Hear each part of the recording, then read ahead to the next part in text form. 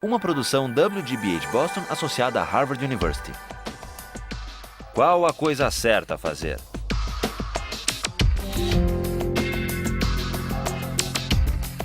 Justice, com Michael Sandel. Pense na sua intenção. Now we turn to the hardest philosopher we're going to read in this course. Today we turn to Immanuel Kant, who offers a different account of why we have a categorical duty to respect the dignity of persons and not to use people as means merely, even for good ends. Kant excelled at the University of Königsberg at the age of 16. At the age of 31, he got his first job as an unsalaried lecturer paid on commission based on the number of students who showed up at his lectures. This is a sensible system that Harvard would do well to consider.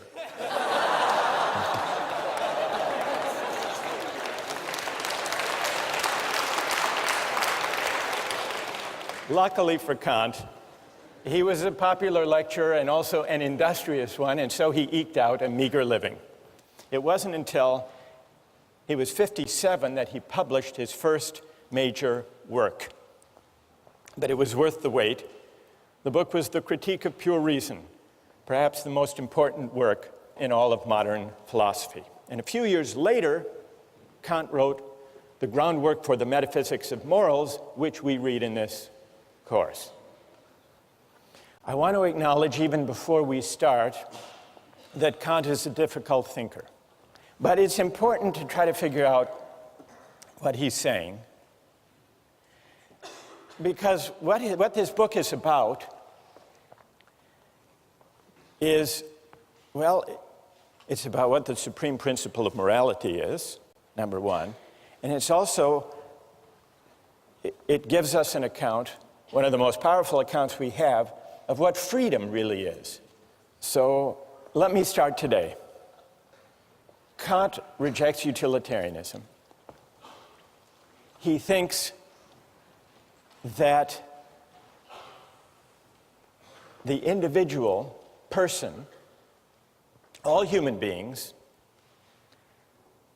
have a certain dignity that commands our respect. The reason the individual is sacred or the bearer of rights, according to Kant, doesn't stem from the idea that we own ourselves, but instead from the idea that we are all rational beings. We're all rational beings, which simply means that we are beings who are capable of reason. We are also autonomous beings, which is to say that we are beings capable of acting and choosing freely. Now, this capacity for reason and freedom isn't the only capacity we have. We also have the capacity for pain and pleasure, for suffering and satisfaction. Kant admits the utilitarians were half right. Of course, we seek to avoid pain, and we like pleasure. Kant doesn't deny this. What he does deny is Bentham's claim that pain and pleasure are our sovereign masters. He thinks that's wrong. Kant thinks that it's our rational capacity that makes us distinctive, that makes us special, that sets us apart from and above mere animal existence. It makes us something more than just physical creatures with appetites. Now, we often think of freedom as simply consisting in doing what we want. or in the absence of obstacles to getting what we want. That's one way of thinking about freedom.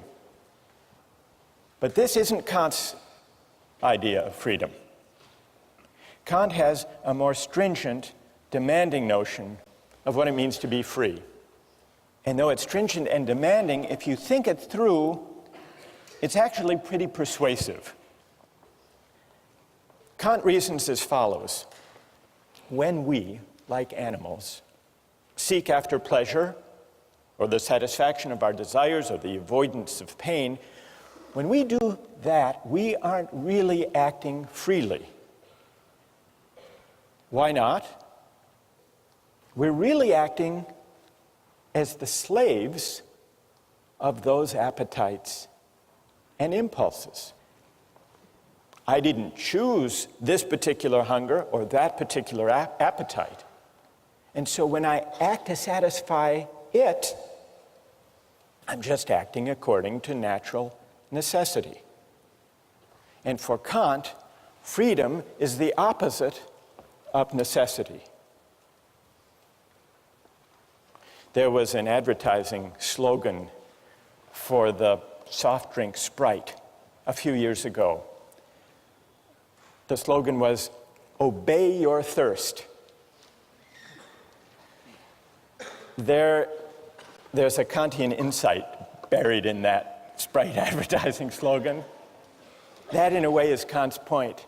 When you go for Sprite or Pepsi, you might think that you're choosing freely, Sprite versus Pepsi, but you're actually obeying something, a thirst, or maybe a desire manufactured or massaged by advertising. You're obeying a prompting that you yourself haven't chosen or created. And here, it's worth noticing Kant's specially demanding idea of freedom. What way of acting, how can my will be determined if not by the promptings of nature or my hunger or my appetite or my desires? Kant's answer, to act freely, is to act autonomously. And to act autonomously is to act according to a law that I give myself, not according to the physical laws of nature or to the laws of cause and effect, which include my desire to eat or to drink or to choose this food in a restaurant over that. Now, what is the opposite? What is the opposite of autonomy? For Kant, he invents a special term to describe the opposite of autonomy. Heteronomy is the opposite of autonomy. When I act heteronomously, I'm acting according to an inclination or a desire that I haven't chosen for myself. So freedom as autonomy is the specially stringent idea that Kant insists on. Now, why is autonomy the opposite of acting heteronomously or according to the dictates of nature? Kant's point is that nature is governed by laws of cause and effect, for example. Suppose you drop a billiard ball. It falls to the ground. We wouldn't say the billiard ball is acting freely. Why not? It's acting according to the law of nature, according to the laws of cause and effect, the law of gravity. And just as he has an unusually demanding and stringent conception of freedom, freedom as autonomy, he also has a demanding conception of morality. To act freely is not to choose the best means to a given end. It's to choose the end itself for its own sake. And that's something that human beings can do and that billiard balls can't. Insofar as we act on inclination or pursue pleasure, we act as means to the realization of ends given outside us. We are instruments rather than authors of the purposes we pursue. That's the heteronymous determination of the will. On the other hand, insofar as we act autonomously, according to a law we give ourselves, we do something for its own sake, as an end in itself.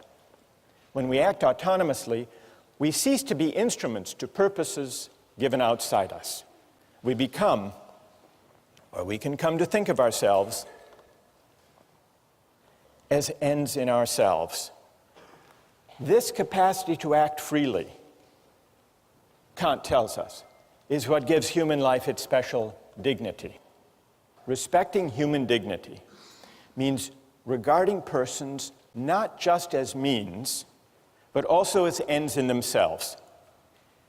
And this is why it's wrong to use people for the sake of other people's well-being or happiness. This is the real reason, Kant says, that utilitarianism goes wrong. This is the reason it's important to respect the dignity of persons and to uphold their rights. So even if there are cases, remember John Stuart Mill said, well, in the long run, if we uphold justice and respect the dignity of persons, we will maximize human happiness. What would Kant's answer be to that? What would his answer be? Even if that were true, even if the calculus worked out that way, even if you shouldn't throw the Christians to the lions because in the long run, fear will spread, the overall utility will decline. The utilitarian would be upholding justice and rights and respect for persons for the wrong reason, for a purely contingent reason, for an instrumental reason. It would still be using people, even where the calculus works out for the best in the long run, it would still be using people as means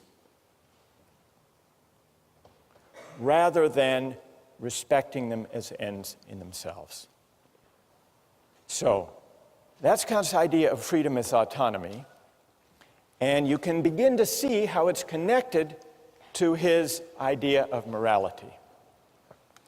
But we still have to answer one more question. What gives an act its moral worth in the first place? If it can't be directed at utility or satisfying wants and desires, what gives an action its moral worth?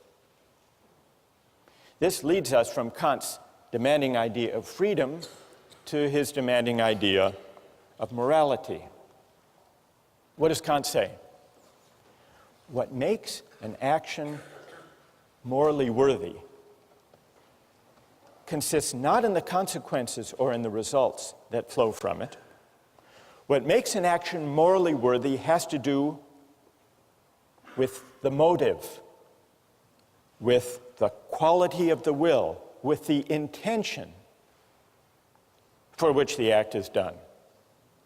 What matters is the motive, and the motive must be of a certain kind. So, the moral worth of an action depends on the motive for which it's done, and the important thing is that the person do the right thing for the right reason. A good will isn't good because of what it affects or accomplishes, Kant writes. It's good in itself. Even if by its utmost effort the good will accomplishes nothing, it would still shine like a jewel for its own sake, as something which has its full value in itself. And so for any action to be morally good, it's not enough that it should conform to the moral law. It must also be done for the sake of the moral law. The idea is that the motive confers the moral worth on an action. And the only kind of motive that can confer moral worth on an action is the motive of duty. Well, what's the opposite of doing something out of a sense of duty because it's right? Well, for Kant, the opposite would be all of those motives having to do with our inclinations. And inclinations refer to all of our desires, all of our contingently given wants, preferences, impulses, and the like. Only actions done for the sake of the moral law, for the sake of duty, only these actions have moral worth. Now, I want to see what you think about this idea, but first let's consider a few examples. Kant begins with an example of a shopkeeper. He wants to bring out the intuition and make plausible the idea that what confers moral worth on an action is that it be done because it's right. He says, suppose there's a shopkeeper and an inexperienced customer comes in. The shopkeeper knows that he could give the customer the wrong change, could shortchange the customer and get away with it, that at least that customer wouldn't know. But the shopkeeper nonetheless says, well, if I shortchange this customer, word may get out, my reputation would be damaged, and I would lose business. So I won't shortchange this customer. The shopkeeper does nothing wrong. He gives the correct change. But does his action have moral worth? Kant says no. It doesn't have moral worth because the shopkeeper only did the right thing for the wrong reason, out of self-interest. That's a pretty straightforward case. Then he takes another case, the case of suicide. He says we have a duty to preserve ourselves. Now, for most people who love life, we have multiple reasons for not taking our own lives. So the only way we can really tell, the only way we can isolate the operative motive for someone who doesn't take his or her life is to imagine someone who's miserable and who, despite having an absolutely miserable life, nonetheless recognizes the duty to preserve oneself and so does not commit suicide. That's the force of the example, is to bring out the motive that matters. And the motive that matters for morality is doing the right thing for the sake of duty. Let me just give you a couple of other examples. The Better Business Bureau. What's their slogan? The slogan of the Better Business Bureau? Honesty is the best policy. It's also the most profitable. This is the Better Business Bureau's full-page ad in the New York Times. Honesty. It's as important as any other asset, because a business that deals in truth, openness, and fair value cannot help but do well. Come join us and profit from it. What would Kant say about the moral worth of the honest dealings of members of the Better Business Bureau? What would he say? That here's a perfect example that if this is the reason that these companies deal honestly with their customers, their action lacks moral worth. This is Kant's point. Or a couple of years ago at the University of Maryland, there was a problem with cheating. And so they initiated an honor system.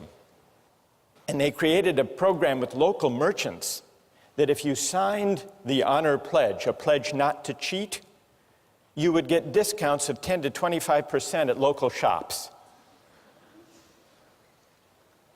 Well, what would you think of someone motivated to uphold an honor code with the hope of discounts? It's the same as Kant's shopkeeper. The point is, What matters is the quality of the will, the character of the motive, and the relevant motive to morality can only be the motive of duty, not the motive of inclination. And when I act out of duty, when I resist as my motive for acting inclinations or self-interest, even sympathy and altruism, only then am I acting freely. Only then am I acting autonomously. Only then is my will not determined or governed by external considerations. That's the link between Kant's idea of freedom and of morality. Now, I want to pause here to see if all of this is clear, or if you have some questions or puzzles. They can be questions of clarification, or they can be challenges, if you want to challenge this idea that only the motive of duty confers moral worth on the action. What do you think? Yes? Yeah, I actually have two questions of clarification. The first is, there seems to be an aspect of this that makes it sort of self-defeating, in that once you're conscious of what morality is, you can sort of alter your motive to achieve that end of morality. And secondly, give me an example of what you have in mind. The shopkeeper example, if he decides that he wants to give the person the money to do the right thing, and he decides that's his motive to do so because he wants to be moral, then isn't that sort of defeating isn't that sort of defeating the purity of his action if morality is determined by his motive? His motive is then to act morally. So you're imagining a case not of the purely selfish calculating shopkeeper, but of one who says, well, he may consider shortchanging the customer, but then he says, not, well, my reputation might suffer if word gets out, but instead he says, actually, I would like to be the kind of honest person who gives the right change to customers simply because it's the right thing to do. Or simply because I want to be moral. Because I want to be moral. I want to be a good person. And so I'm going to conform all of my actions to what morality requires.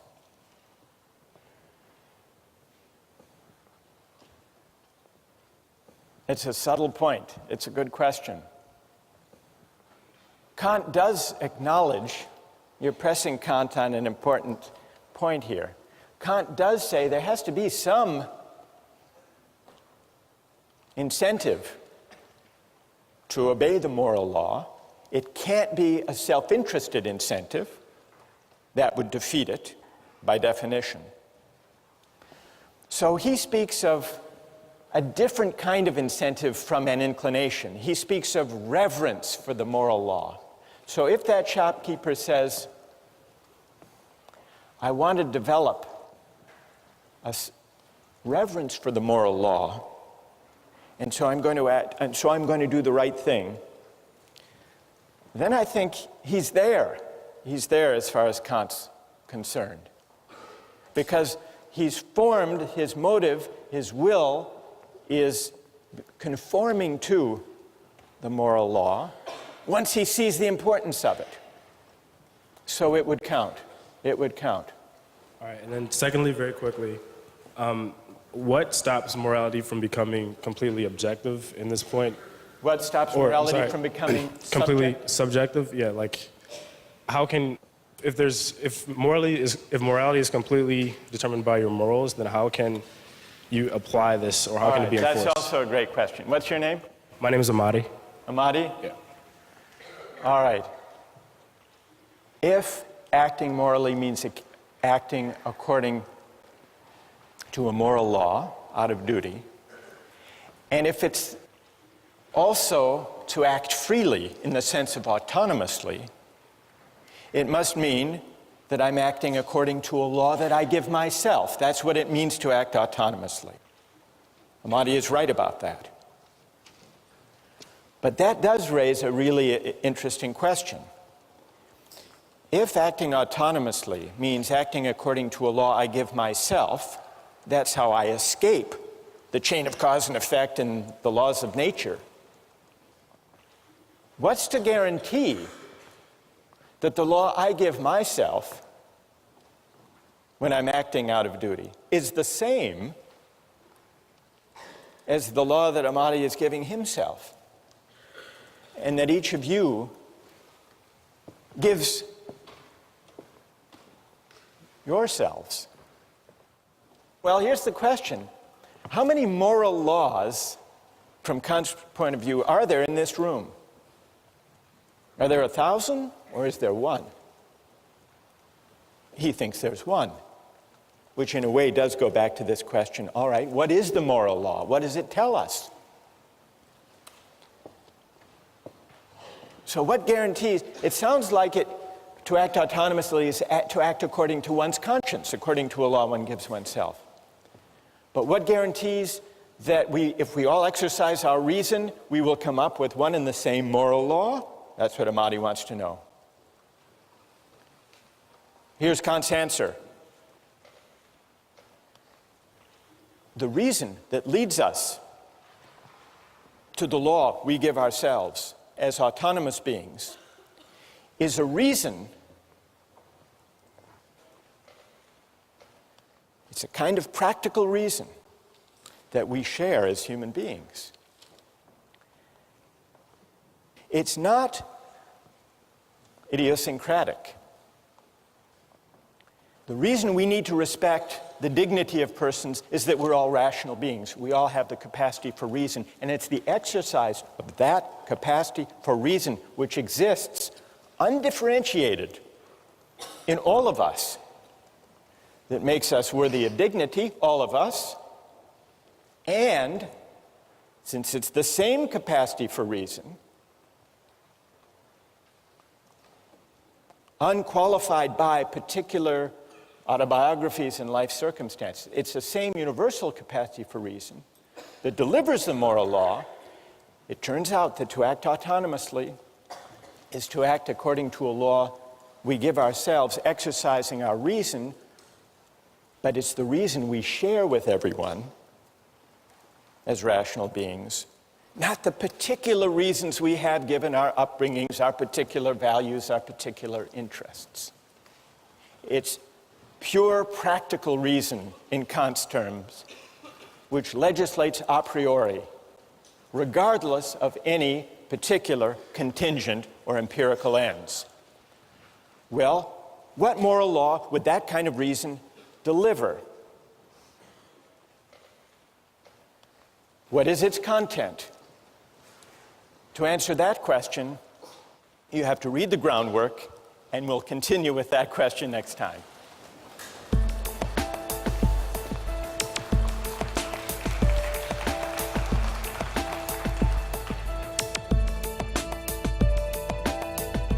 For Kant, morally speaking, suicide is on a par with murder. It's on a par with murder because what we violate